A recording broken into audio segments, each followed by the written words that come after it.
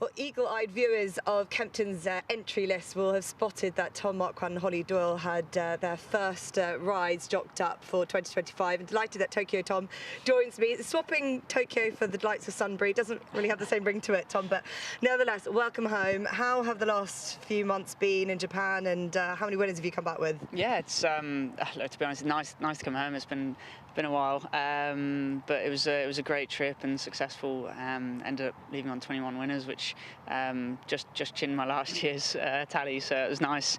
But found some good horses to ride, which is essentially why all of us want to go to Japan and ride, because you know, as they've shown on the global stage, they're so strong. And yeah, to go and experience some of the nicer, classy horses there, it's a treat, and somewhere that, you know, it's tough to get into, so while we both qualify, it's a fantastic place to go. Your third year now, third winter doing it. You feel quite ingrained in the sort of the system out there, and it seems like a good opportunity for you and Holly both to have a reset from a lifestyle point of view as well. Yeah, very much so.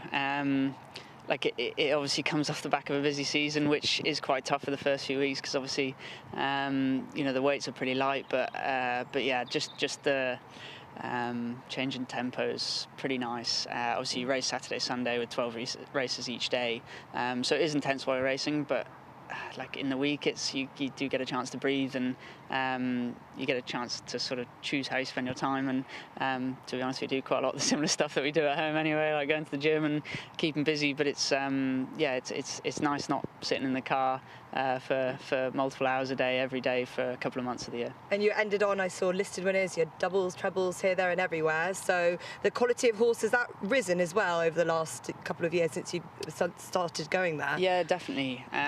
Like it's obviously an extremely competitive market there. You know, you have some really good jockeys riding there the whole time, and then you have the internationals going in as well. So it does make it tough, but definitely noticeable sort of towards the back end of last trip and into this trip. The quality of horse definitely rose, and you know, it was nice to get the opportunities to, like this weekend I rode a horse to win a listed race, and you know, he's a proper group level horse, and to ride horses like that anywhere in the world, you know, it's a lot of fun. But especially the Japanese fans, the way they appreciate their good horses, it's yeah, it's a proper treat. Yeah, and you say, you know, you've got the listed quality horses. Suppose they probably didn't want to let you go a little bit, but you know, you're coming back here for a stint, but I know this probably isn't the last of the international raids before the season kicks off.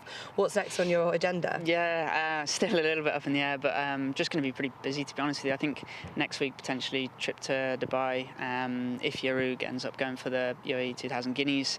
I think following week's Bahrain, go over for Sheikh Issa. Obviously being sponsored by them, it's nice to go over there and ride a few for him.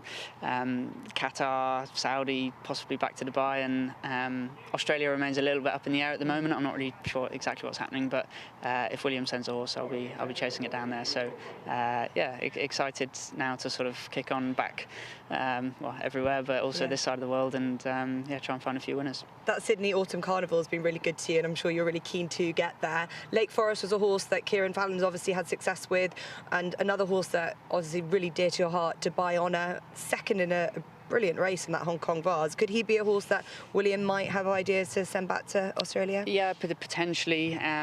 He's actually got a few.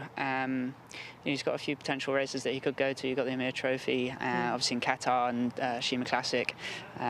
So, you know, there's so much international racing now. You've got so many choices, and whilst Australia is obviously a strong option, you know, it looks like it'll probably be a tough race this year. Obviously, we've got the ex-English mare Versestina going there, and she's strong.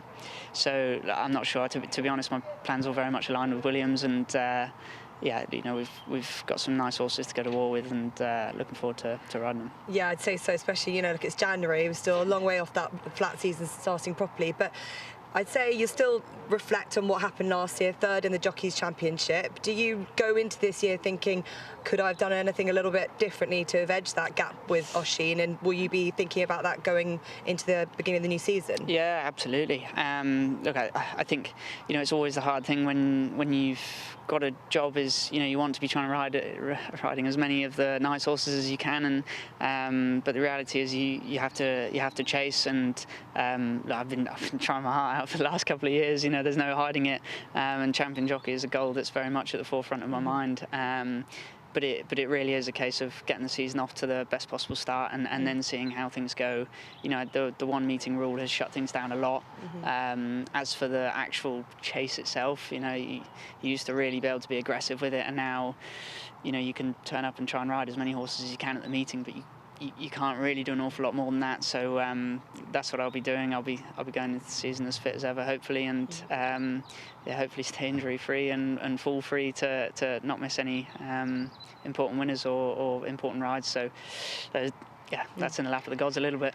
And Economics is the flag bearer. You've obviously lost the Big Evs, who's gone for stallion duties, but having the connection with the trainers like Mick Appleby as well as William Haggas is really important to you. You've got to keep yourself as varied as possible, and I think you've kind of mastered a nice connection now with Mick and riding for him obviously later on too. That's probably been a kind of a fruitful addition to a string to your bow. Yeah, for sure. I think one thing ever since I started riding, you know, I've been very fortunate. Sash works very hard in the sort of back room as an agent, and chasing, you know, chasing those outside winners is so important. And you know, he's found, to be honest, he's found Group 1 winners from sort of every corner. You know, like they're tough to find, they're tough to get on, and they're even tough to win on. So you know, those outside Group 1 winners, if anything, sort of, you know, it's great riding them for your yard, but those are the horses you expect to ride, and you're expecting to hopefully win big races on. Whereas those outside horses, when you find them, like a Porta Fortuna, Big Evs, you know, Makarova Fred, you know, they're really fun because you don't quite know that they're coming, and they kind of spring up from nowhere. So hopefully there'll be more of that this year. Yeah, well, you've got a strong book of rides tonight. Great to have you back, and all the best. Thanks, Tom. Thanks, Jess. Thank you.